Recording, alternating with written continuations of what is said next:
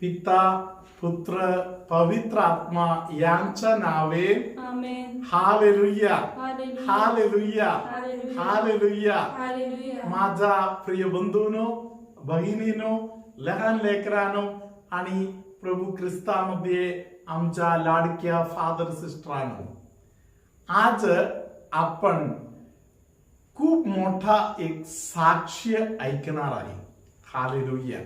Praise the Lord. Praise the Lord. Hallelujah. Hallelujah. परमेश्वर प्रभू एका व्यक्तीच्या जीवनामध्ये जर त्या व्यक्ती विश्वासाने न ढळता प्रभूच्या सोबत चालायला तयार असेल तर प्रभू कितपर्यंत वातावरण बदलून परिस्थिती बदलून त्यांच्या जीवनामध्ये कार्य करू शकताय या गोष्टीचा एक इशारा आज आपण ऐकणाऱ्या या साक्ष्याबरोबर आहे. आमोस संदेशाच्या पुस्तकामध्ये आमोस संदेशाने 8व्या अध्यायामध्ये 11व्या वचनाद्वारे आपल्याला सांगितलेलं आहे की हालेलुया, हालेलुया. आपल्या जीवनामध्ये जे काही गडबड कधी कधी होत आहे त्याच्या पाठीमागे देवाचं वचन एक कार्य करावं असे देवाच्या मनामध्ये एक इच्छा आहे. हालेलुया. हालेलुया. आता आपण 8व्या अध्यायातील 11 वचन ऐकूया. प्रभू परमेश्वर म्हणतो, पहा, असे दिवस येत आहेत की त्यात मी देशावर दुष्काळ आणेन. तो दुष्काळ पाण्याचा नव्हे, अन्नाचा किंवा पाण्याचा नव्हे, तर तो परमेश्वराची वचने ऐकण्यासंबंधीचा होईल. हालेलुया. हालेलुया. परमेश्वराच्या वचनाकडे आपण कान देतो तेव्हा परमेश्वर नक्की कार्य करणार.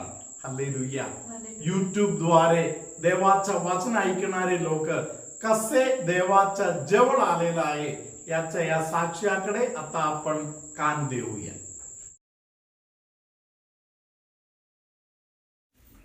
मी आशा अँथनी टस्कानो वसई भुईगावमधून माझी साक्ष देत आहे. माझ्या 3 साक्ष आहेत. पहिली साक्ष म्हणजे माझ्या मोठ्या मुलीची. माझी मोठी मुलगी ऑस्ट्रेलियाला इंजिनियर केल्यानंतर ती MS करायला गेली आणि MS तिचं पूर्ण झालं आणि त्या काळात लॉकडाऊन झालं आणि तिची अर्न आणि लर्न त्यावरती ती तिकडे तिचं भाडं आणि तिचं खाण्यापिण्याचा खर्च ती करत होती. फक्त आम्हाला इथे बँकेचं जे कर्ज होतं ते तो हप्ता आम्ही भरत होते. परंतु आपणा सर्वांना ठाऊक आहे, करोनाचा प्रादुर्भाव एवढा वाढलेला होता.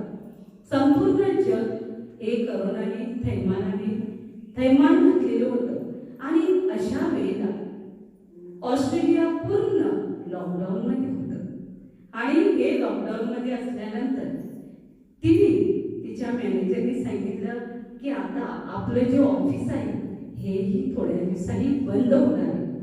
तिने मला फोन केला आणि सांगितलं, मम्मी आता मला तुम्हाला पैसे पाठवावे लागतील कारण माझं भाडं, माझं खाण्यापिणं जवळजवळ 1.5 लाख खर्च येईल आणि तो तुम्हाला द्यावा लागेल.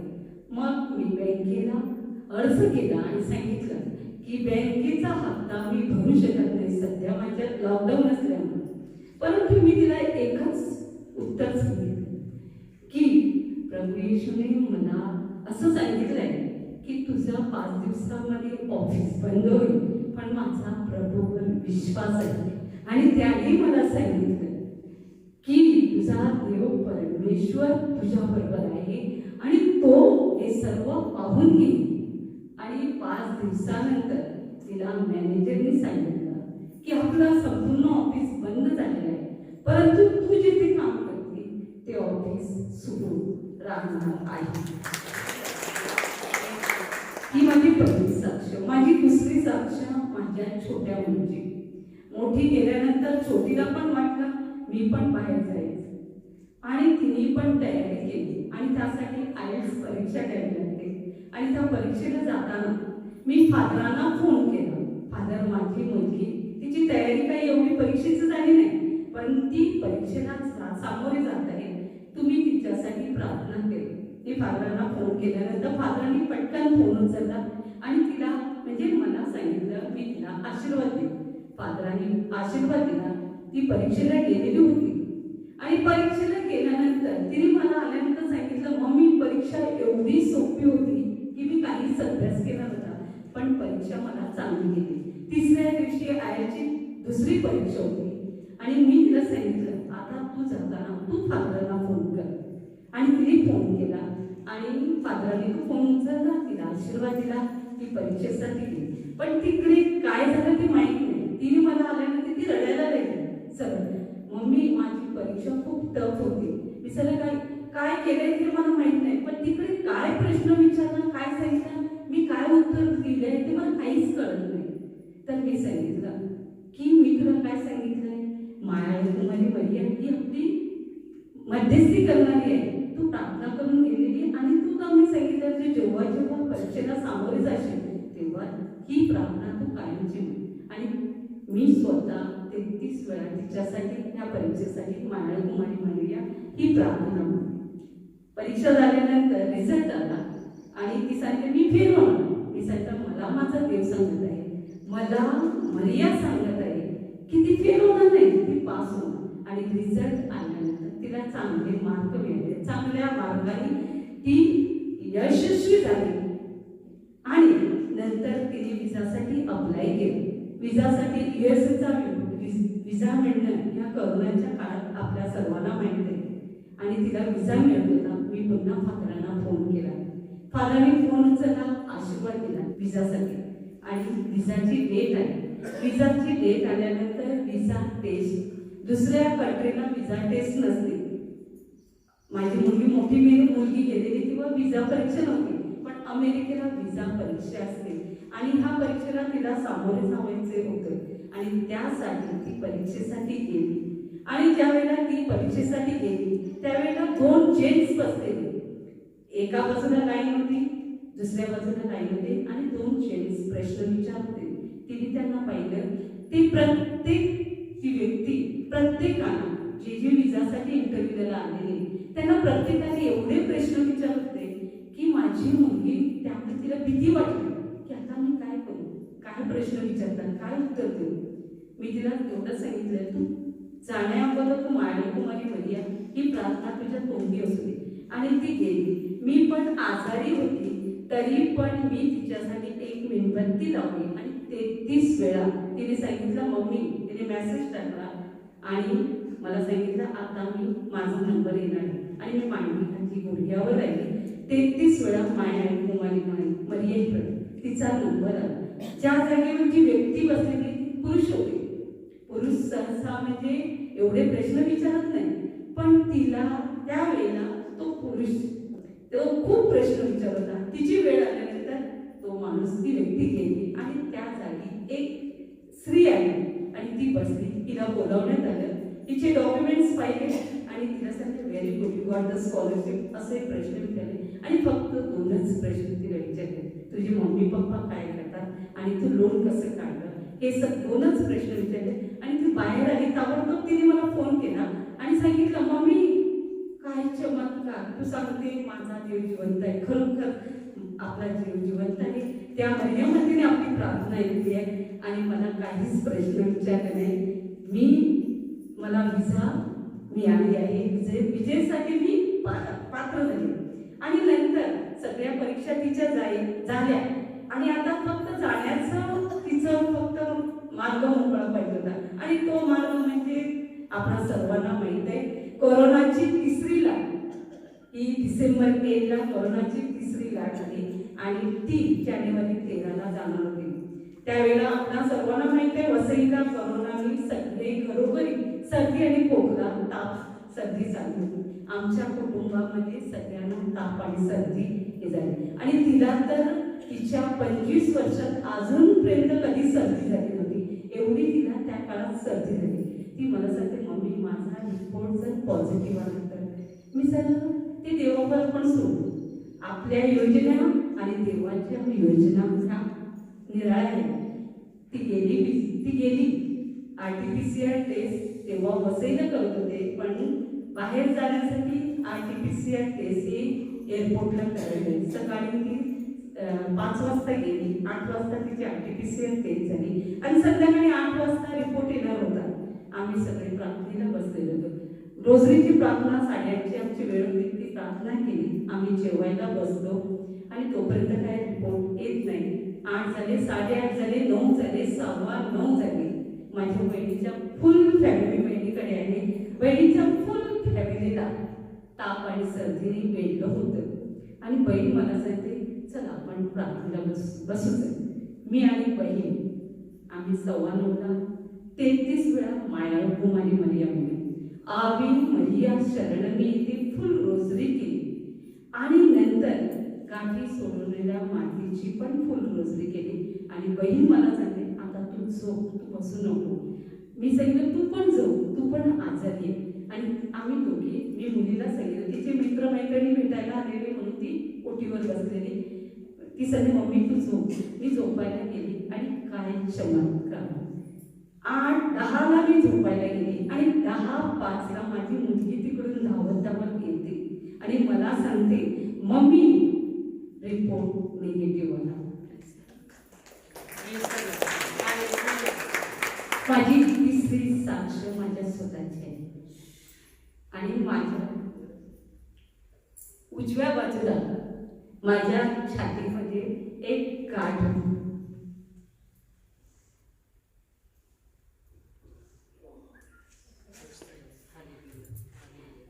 आणि मी माझ्या मुलीला प्रथम सांगितलं, तर मी सांगितलं माझंही काही हाड वाढलेलं आहे, कारण छातीमध्ये नव्हती, वर होती. तर ती सांगितलं मम्मी हा इकडे आपलं हाड असते, परंतु तू चेकअप करून घे. आणि मिस्टरांना पण ताबडतोब सांगितलं, ते सर आत्ताच चल, आज नको, आपण उद्या सकाळी डॉक्टर कार्डिनल रेसेसमध्ये गेली आणि त्यांना सांगितलं की मला सगळ्या टेस्ट करायचे आणि त्याच्यामध्ये मेमोग्राफी पण करायचे. तेव्हा सर मेमोग्राफी का, की सर मला असं इकडे वाटते. डॉक्टरने मला सांगितलं की मेमोग्राफी बंद झाली कार्डिनल रेसेसला, कोरोनाचा काळ असल्यामुळे तू सोनोमेमो करू शकते आणि सोनोग्राफी पण करू शकते. आणि मी सगळ्या टेस्ट केल्या आणि डॉक्टरने सांगितलं की इकडे तुझी गाठ आहे, तर ती गाठ कसली आहे मी तुम्हाला सांगू शकत नाही, तर तुम्ही बायोप्सी करा. मी सांगितलं करा ना. मी ताबडतोब डॉक्टरने सांगितलं, कारण मी घाबरलेली होती, पटकन करा ना. डॉक्टर सांगते अशी पटकन करता येत नाही, उद्या तुम्ही सगळे रक्ताचे रिपोर्ट करा आणि परवा सकाळी 7 वाजता बायोप्सी करायला. मी ताबडतोब घरी आले. मी आणि माझे मिस्टर रिपोर्ट करून सगळे संध्याकाळी घरी आले. त्यावेळी म्हणजे आम्हाला एक वेळ लागलं होतं. म्हणजे अक्षरशः मी देवाला पण प्रार्थना करत होती, तेवढीच माझ्यामध्ये भीती पण निर्माण झालेली होती.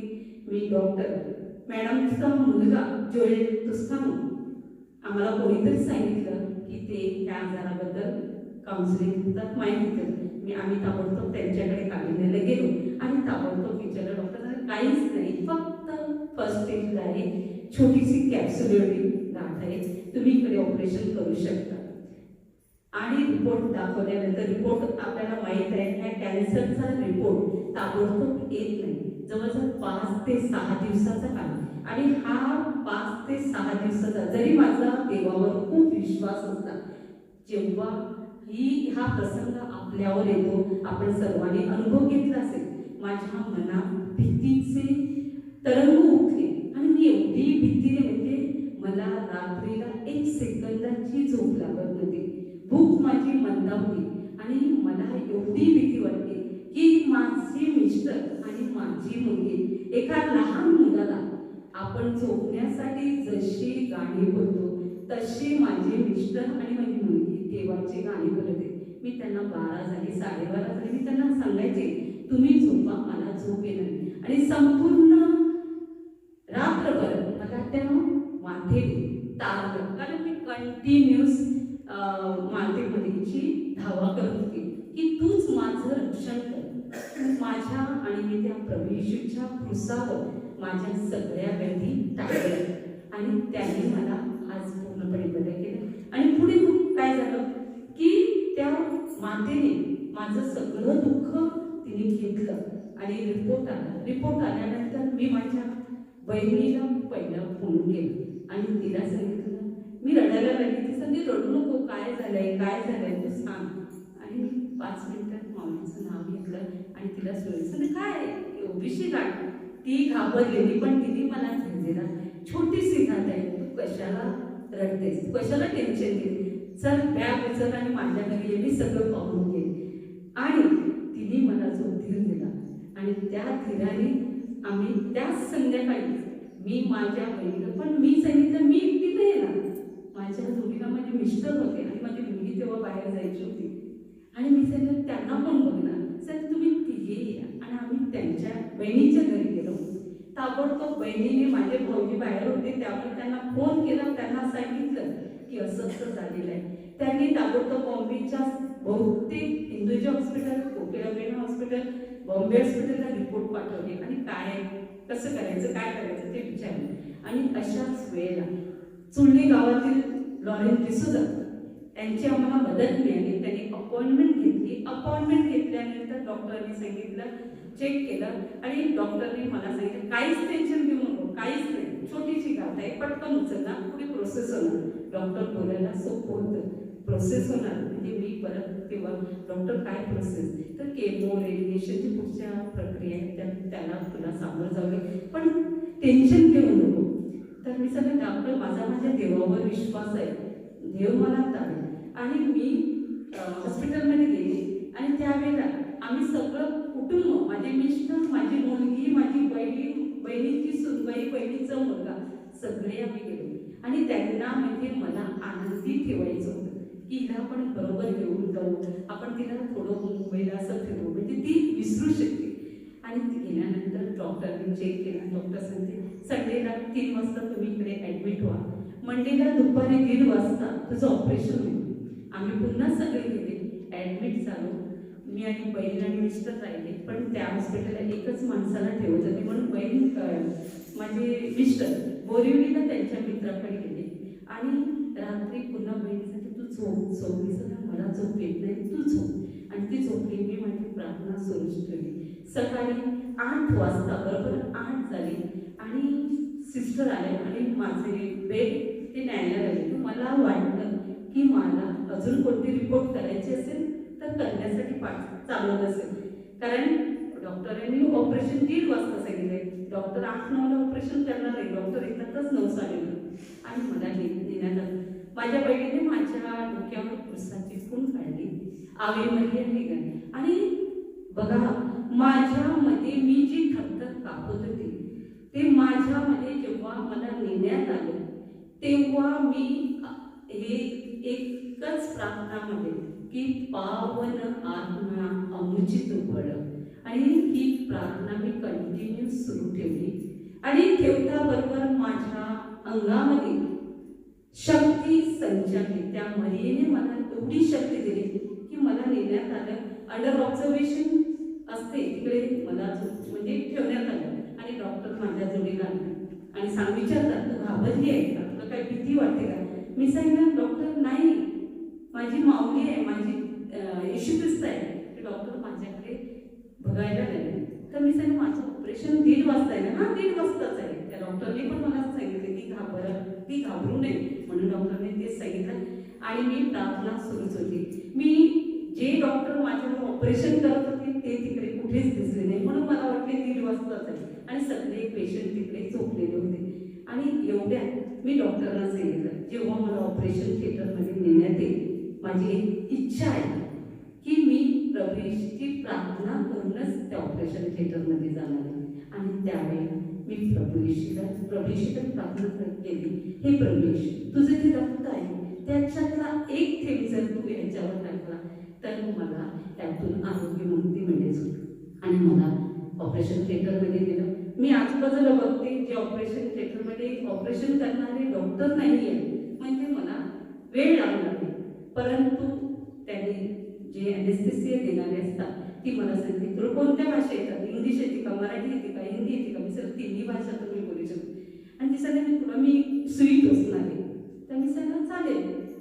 मी सुई म्हणजे एक आपल्या भीतीच असते. मी सगळं त्या प्रवेशवर टाकलेलं आहे त्यामुळे सुईची मला काही भीती नाही. आणि त्यावेळेला तिने मला ॲनेस्थेसिया दिला आणि ॲनेस्थेसिया दिल्यानंतर पुढे काय झालं माझं ऑपरेशन कसं झालं, काही डॉक्टर कोण आले ते किती होते काहीच माहिती. पुन्हा मला अंडरवूडचं पेशंट निघाल्यानंतर पुन्हा मी इकडे तिकडे बघते, मला माहित नाही माझं ऑपरेशन झालं. मी तिकडे पेशंट सगळे झोपवले, त्यांच्याकडे बघते, त्यांच्याकडे पाहिले. मी सिस्टरना बोलवलं आणि सिस्टरला सांगितलं, सिस्टर माझं ऑपरेशन झालं आहे का? कारण सगळे झोपलेले, मी जागे. ती सांगते तुमचा आता जस्ट झालेला आहे, पण तुम्ही शुद्धीवर सगळ्यात लेट झालेलं ऑपरेशन, तुम्ही पहिल्या शुद्धीवर आला आणि सगळे झोपलेले. मी सिस्टरला सांगते जास्त बोलू नका, तुम्ही झोपा, आराम करा. मी सांगतो मला कॉटवर कधी नाही, ते सांगते आता थोड्या वेळ येते आणि 1 तासात मला कॉट. मी कॉटवर जेव्हा त्याने मला न्यायला आले, मी आनंदात होते, माझं ऑपरेशन झालं हे मला काहीच माहिती नाही. आणि नेल्यानंतर म्हणजे आमच्या घरची मंडळी बसलेली, त्यांना अनाउन्समेंट केलं की असं पेशंट कॉटवर आलेलं आहे, तर तुम्ही पेशंटकडे या. आणि मी गेली. मी ताबडतोब तुम्हाला सत्य सांगते की माझ्या दोन्ही मुलीला, तेव्हा एकच मुलगी गेलेली, छोटी मुलगी माझ्या बाजूलाच होती. मी तिला ताबडतोब फोन केला, व्हिडिओ कॉल केला आणि तिच्याबरोबर ताई मी बरी आहे, माझं ऑपरेशन झालं आहे आणि सक्सेसफुल झालेलं आहे. तिला नमून म्हटलं मम्मी बोलते, ती सांगते मम्मी तू बोलू नको, मावशीकडे. आणि मावशी ती बोलली. नंतर माझ्या भाऊजींना मी फोन केला की सक्सेसफुल ऑपरेशन झालेलं आहे आणि सगळं काही सुरळीत पाहिजे. डॉक्टरने संध्याकाळी सांगितलं मला म्हणजे डॉक्टरचं नाही उठायचं नाही, ऑपरेशन झाल्यानंतर शक्यतो आपल्याला सलाईन असते, आपण जाऊ शकतो. मी डॉक्टरकडे मी इकडे मला वॉशरूमला जायचंय, डॉक्टर म्हणतात वॉशरूमला आज जाऊ शकणार नाही, तू पॉटमध्ये. मी सांगितलं नाही, मी पॉटमध्ये नाही, माझ्या हातात तुम्ही सलाईन द्या, मी वॉशरूममध्ये जाऊ शकते. आणि मी वॉशरूममध्ये गेली आणि त्यानंतर डॉक्टरांनी सांगितलं की तू चालू शकते. मी सांगा मी व्यायाम करू शकते. मी स्वतः संध्याकाळी त्या पूर्ण हॉस्पिटलमध्ये फिरत होते. 3ऱ्या दिवशी मला डिस्चार्ज दिला. माझे 25 दिवस ऑपरेशनचे एक आनंदात गेले. आणि नंतर केमोची प्रोसेस, तुम्हाला माहिती आहे केमोची काय प्रोसेस असते. मी फादरांना प्रत्येक केमोला फादरांना फोन केले आणि फादरांचा आशीर्वाद केमो ज्या दिवशी फादरांनी फोन उचलला नाही, माझी बहीण करायची, कारण मी हॉस्पिटलमध्ये होते, बहीण घरी होती आणि बहिणीने फोन करून आशीर्वाद मागायची, बहीण मला फोन करायची, मी आशीर्वाद घेतलेला आहे. आणि अशा प्रकारे माझी केमोची प्रोसेस, केमोमध्ये खूप त्रास होतो, परंतु माझा त्रास त्या परमेश्वरी कृसावर घेतलेला, त्यामुळे मला केमोमध्ये काहीच त्रास नाही. तुम्हाला खरं वाटत असेल, मी दिवसाला जवळजवळ 2 तास चालते, केमोमध्ये सुद्धा चाललेली आहे. हे मला शक्ती हा परमेश्वरी आणि मरिया मातेने मला दिलेली आहे. आज माझा केमो पण झालेला आहे, रेडिएशन पण झालेलं आहे, परंतु देवाचे आभार मानण्याची माझी कळकळीची इच्छा होती की मी बेंदी फादरच्या त्या अमलाश्रममध्ये जाणार आणि माऊलीचे आणि देवाचे आभार मानणार. पण माझी घरची मंडळी काय सांगते, तू जाऊ नको, इकडे एवढी गरमी आहे, कोल्हापूरला तू खूपच गरमी आहे.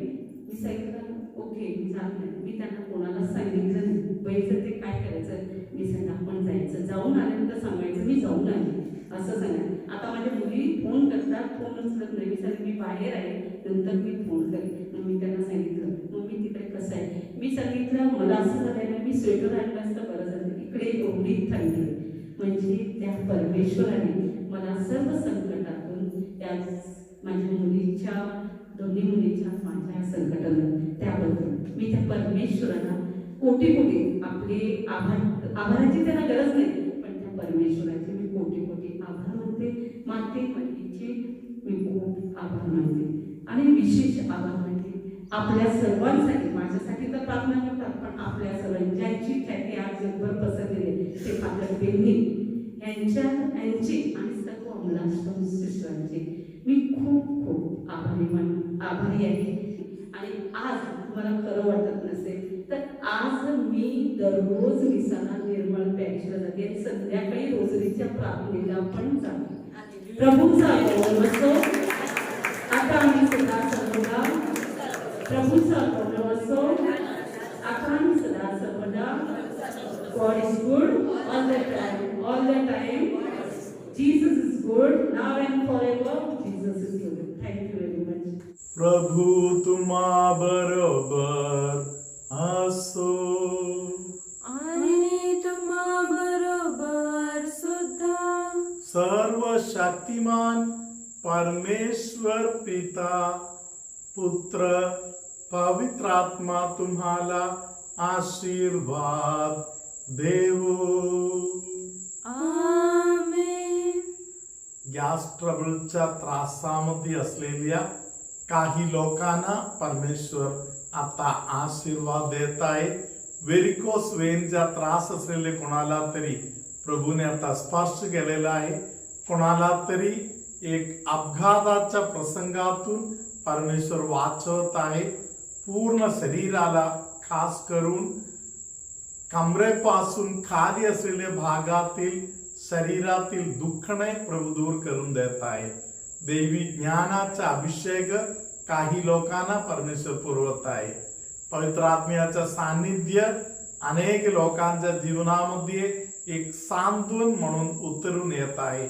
काही लोकांना देवाच्या वचनाकडे विशेष रीतीने कान द्यायला कृपा परमेश्वराने पुरवलेला आहे. डोळ्याच्या दुखणे, झोपेच्या समस्या, डोके जड होत आहे तशी त्रास, अशा अनेक बंधनातून अनेकांना प्रभू सुटका दिलेला आहे. लघवीच्या संबंधातील त्रासापासून अनेकांना प्रभूने सोडवलेला आहे. सर्वशक्तिमान परमेश्वर पिता, पुत्र, पवित्र आत्मा तुम्हाला आशीर्वाद देवो. आमेन.